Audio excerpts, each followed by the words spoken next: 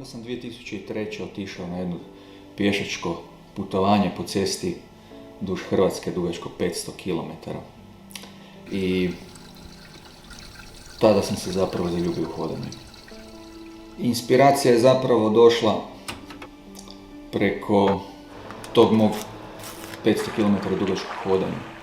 Već sam tada ja znao da ću ja ponoviti jedan dugački hod negdje nekada. Ali onda sam počeo malo, nije mi vrag dao mira, jer počeo sam malo kopati po internetu i naletio sam na YouTube dokumentarce koji su snimili baš Pacific Crest Trail True Hikeri, ljudi koji su hodali, nosili sa sobom kamere i snimali se putem.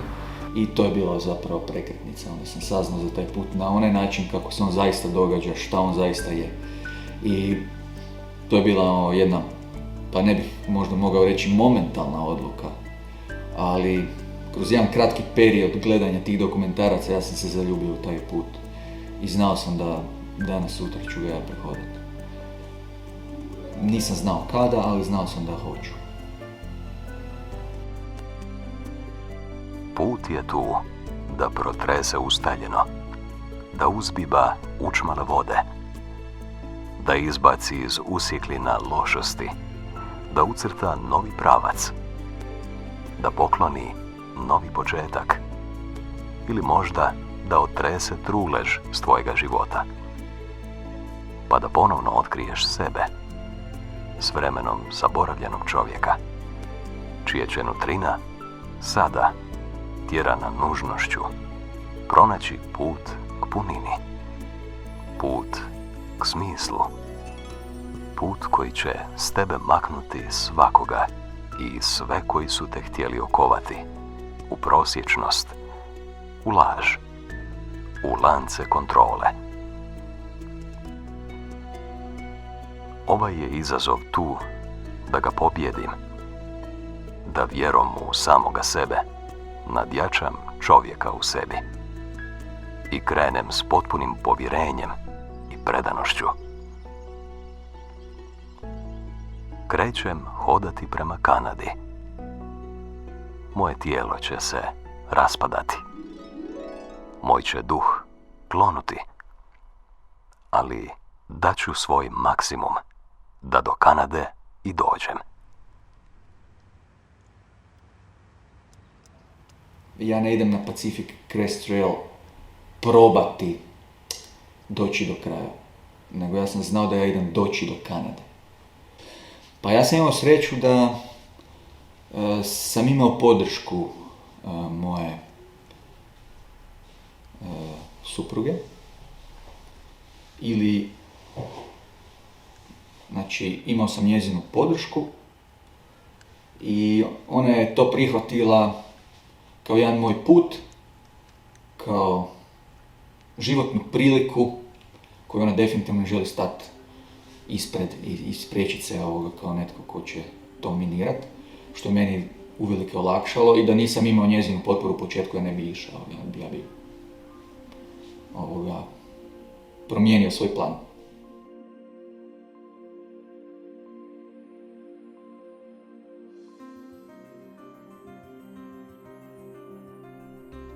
U divljini svemir priča frekvencijom svih živih bića. Tamo vjetar bridi ponad hodačeve glave, nudeći mu dodir i utjehu, nudeći mu zagrljaj što obima stablo, kukca, zmiju, sisavca, zemlju.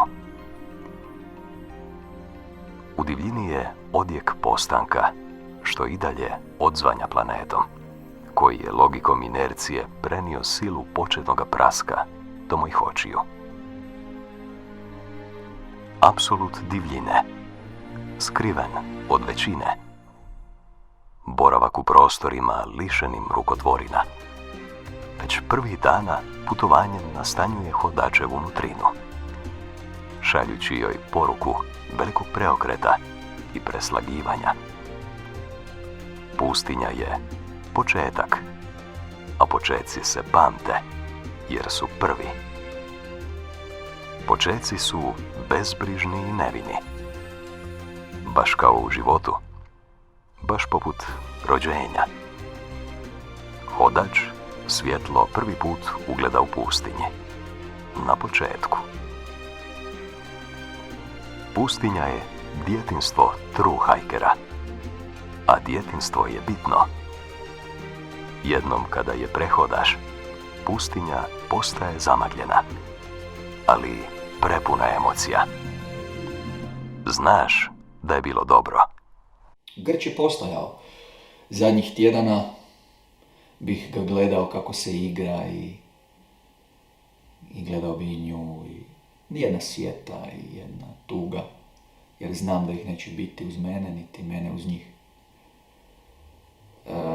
Prije nego što sam otišao na aerodrom, svratio sam u jednu drogeriju da kupim, ne znam, nešto, nekakve sitnice za put. I čekajući u redu, sam sebi sam rekao na glas, u šta si se ti uvalio? Zapravo kad sam došao tamo u San Diego, to je zapravo bilo sve novo. I čim je krenulo kupovina opreme, kupovina hrane, sad smo bili u Los Angelesu, put do San Diega, pa do Trail Angelsa smo išli do Scouta i Frode. Ja sam svakih 5 minuta sam sebi ponovio, čovječe, na Pacific Crest Trailers. Stvari koje sam gledao na internetu sada su bile ovdje, ne? Wow! To je to, živim svoj san. Živim nešto što je puno veće nego što sam ikada sanjao.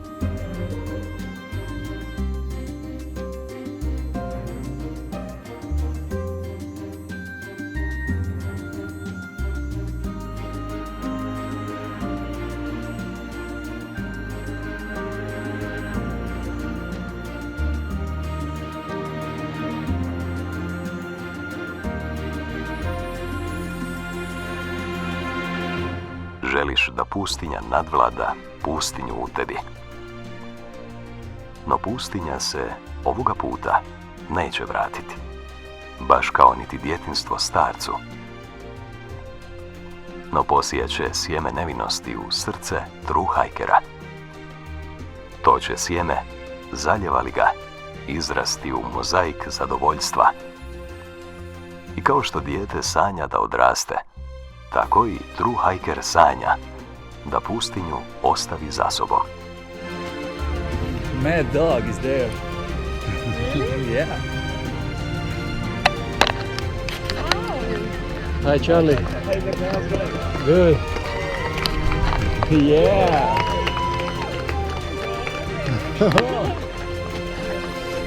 I made it. You made it.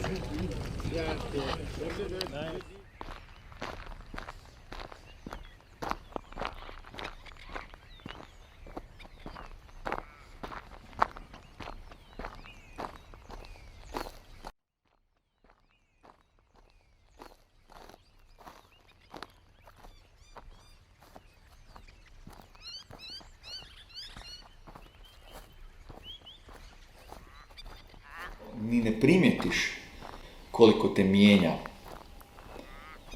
ta udaljenost koju prevaljuješ. Znači, to toliko sporo ide, ti si poput puža, ne? Živiš kao da taj trail neće nikada prestati, jer ti ne vidiš nikakav napredak. Toliko je velik da ne vidiš napredak. Mislim, tu je bilo takvih susreta da sam ja znao biti na rubu suza. Kada je na moj rođendan me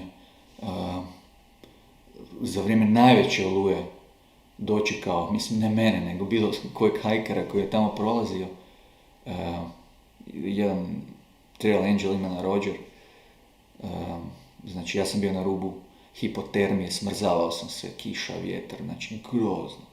I dočekao me tamo sa svojim kombijem, sa ceradama i vatrom. Znači, neopisivo.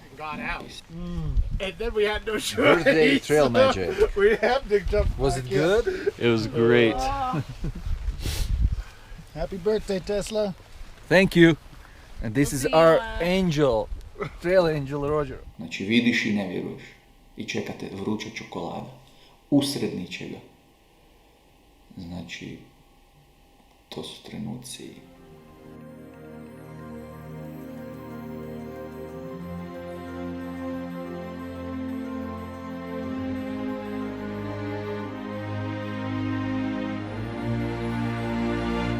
kretanje zaista jest život. A to upoznati pomaže nam smislenije živjeti. Krećem se da bih živio. Divne li spoznaje.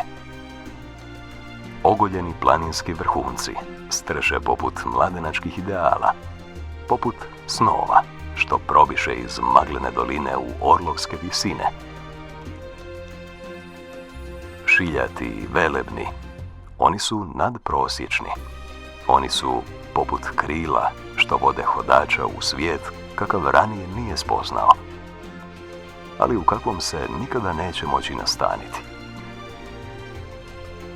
Ti su vrhunci ovdje samo da se hodač nadahne, da zaviri u savršenstvo snova, da osjeti mogućnosti duha, pa da taj duh, ovlažen rosom ideala, i u maglenoj dolini procvjeta, usprkos jalovosti u koju je sletio. Put je tu da te štiti od svega onoga od čega si jednom otišao, a planine su u tome štitu najotporniji bedem. Zidina koja će posljednja odoljevati u utvrdi tvojega duha.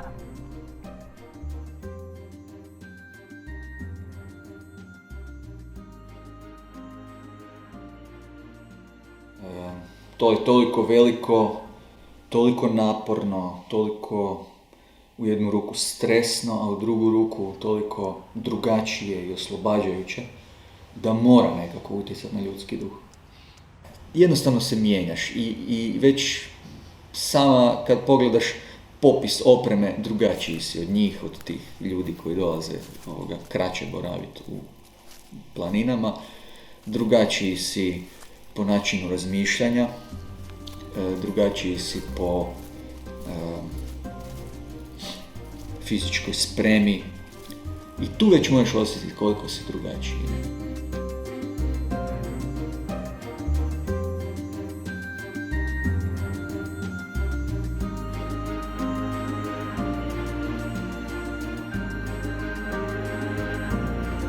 Ideali mladenaštva uvijek donose samoću. Ideali su toliko teški i nedostižni da te drugima čine gotovo nevidljivim. Oni te odjeljuju i omogućuju da izrasteš, da staneš na obje noge i založiš se za sebe. Da shvatiš da se rađaš sam i da umireš sam, a svakako i da kročiš kroz život sam.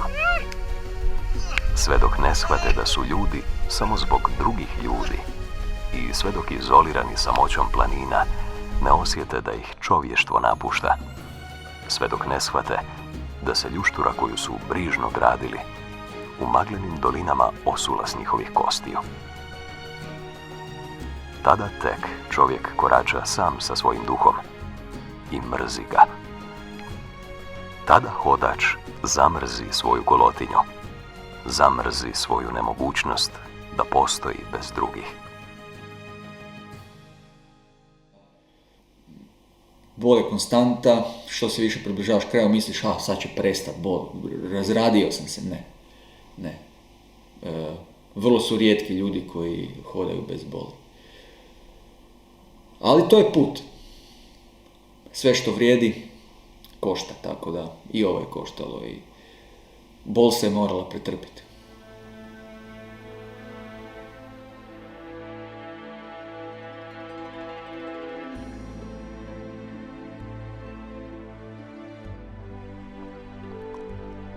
Bol je privremena, odustajanje je vječno.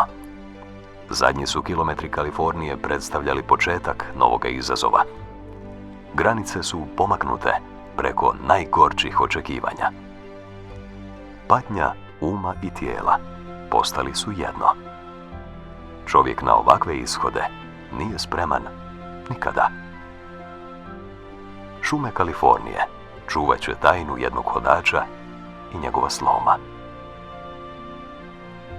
U sjenama krošnji, kada je bacivši ruksak pao na tlo, jecavši u tonu u nevjericu, a zbog razmjera izdaje koja ga je udarila, počet će transformacija putovanja, transformacija čovjeka. And then, after lunchtime, We're walking 5 to 10 more miles. And that's till 7 or 8 o'clock in the evening. Then we rest. And we sleep. And then 5 o'clock in the morning, all over again. All over again. Još prije sredine puta su se počeli događati problemi u komunikaciji između nas dvoje i ona je jednostavno počela raditi distancu. I ja sam tu izgubio podršku jedine osobe čija mi je zapravo podrška bila bitna.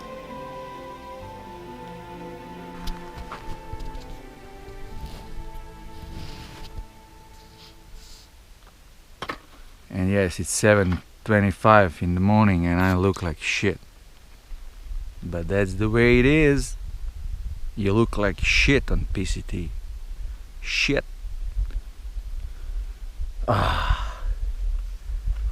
More pain to come. And this is the moment. Tobias is taking selfie. Woo! Yay!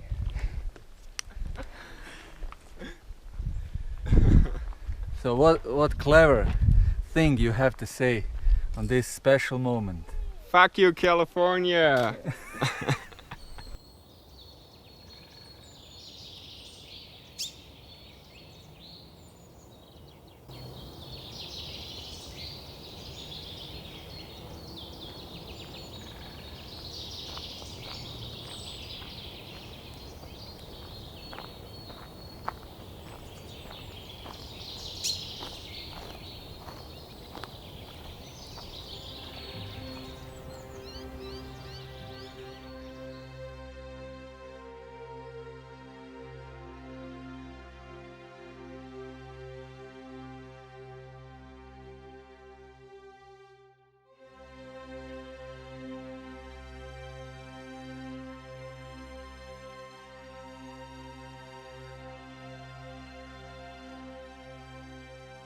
To je bio najteži udar koji sam mogao doživjeti.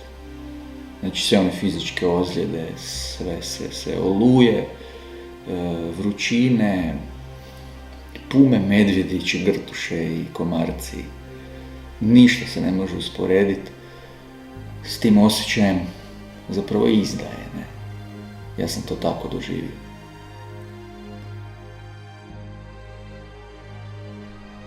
Smisao je postao skriven, nedokučiv, nevidljiv, neopipljiv, ali svejedno prisutan.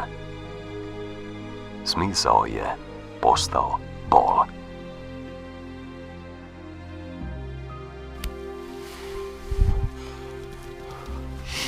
I'm freezing. It's so cold. I'm wet. My feet are wet.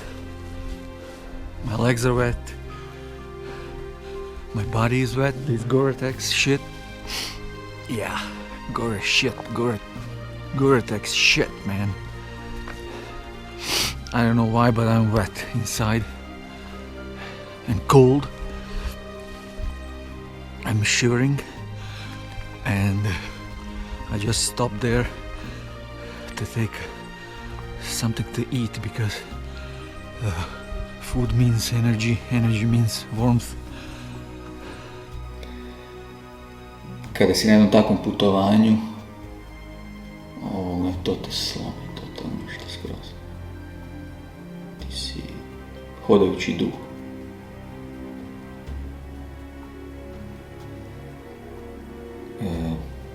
Ja sam na ovo putovanje otišao čiste savjesti. Ja sam u njoj imao partnera i saveznika.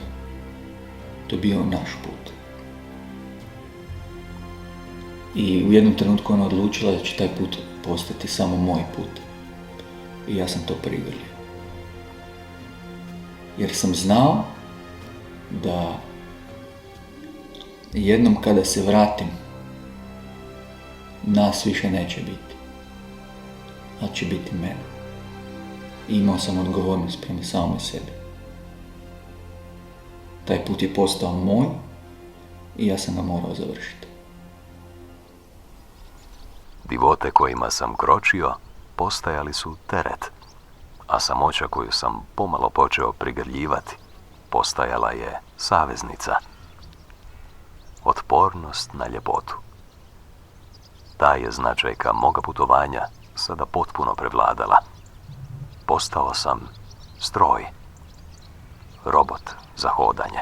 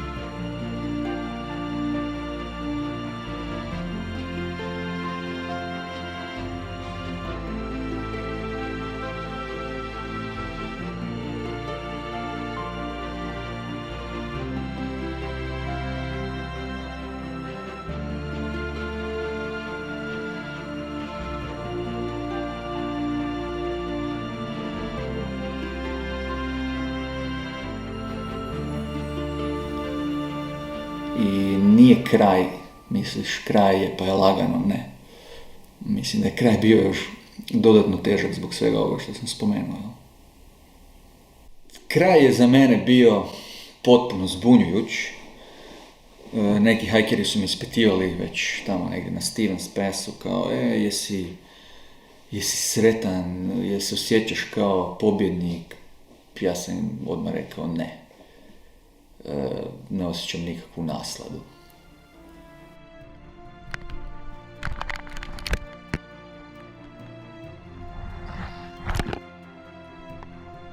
Je želio sklupčati se i umrijeti. Želio je da bol prestane. Ali tijelo je odlučilo nešto drugo. Ono je prigrlilo samoću i bol i po svema se fokusiralo na samo jednu točku u daljini. Ta je točka, poput svjetionika u mrkloj noći, odašiljala foton simbola kraja. Put je postao borba dvaju divova, ranjenoga čovjeka i beskrajne staze. No ništa nije veliko kao ljudski duh. On nadvladava planinske vrhunce, vulkane, vrućine i oluje. On nadvladava svemir i zakone koji ga omeđuju. Duh nadvladava i život sam. Beskrajna staza je bila tu da u ovoj borbi izađe kao gubitnik. Ljudski je duh koncentrirana snaga najjače kozmičke sile, koja je sposobna slomiti čak i samu sebe. Slomiti se za bolje, za pobjedu. Last day of the PCT. It's 6:30. It's freezing. Cooking the ramen to warm up.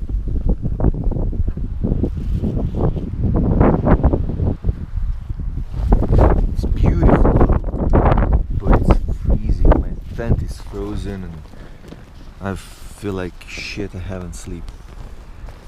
And wow, 8 miles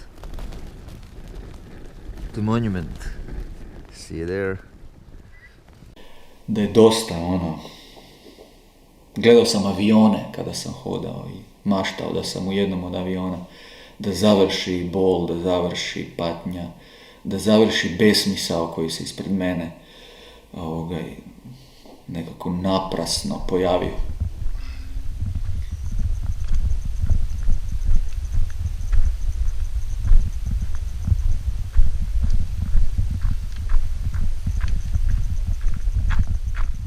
Radovao sam se ipak, jer ću vidjeti svog sina, jer ću vidjeti sve one ljude koji su ipak ostali podrška.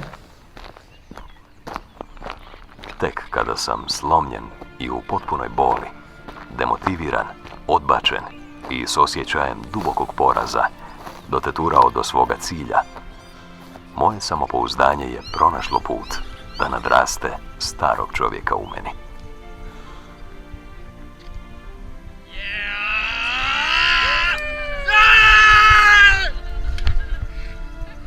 Tiho, u crnilu emotivnog vakuuma, kada su se svi uvjeti ostvarili, a ja i dalje stajao živ, s otkucajima srca, u meni je rođen novi dom.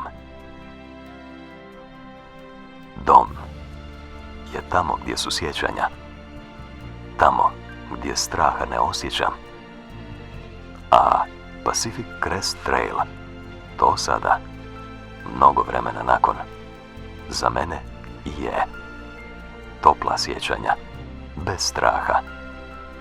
Pacific Crest Trail, dakle, moj je dom. Ja došao sam ovdje da umrem i da se rodim. Sada, kada je prošlo podosta vremena od moga povratka, vidim da je ovo najbolji mogući scenarij koji se mogao dogoditi. Zato što je jedini scenarij koji mi se i dogodio. I mislim da to tako treba i gledati. Dogodilo se tako kako se dogodilo i ja to prihvaćam. Moj život od sada je život slobode. I ne pristajem ništa manje.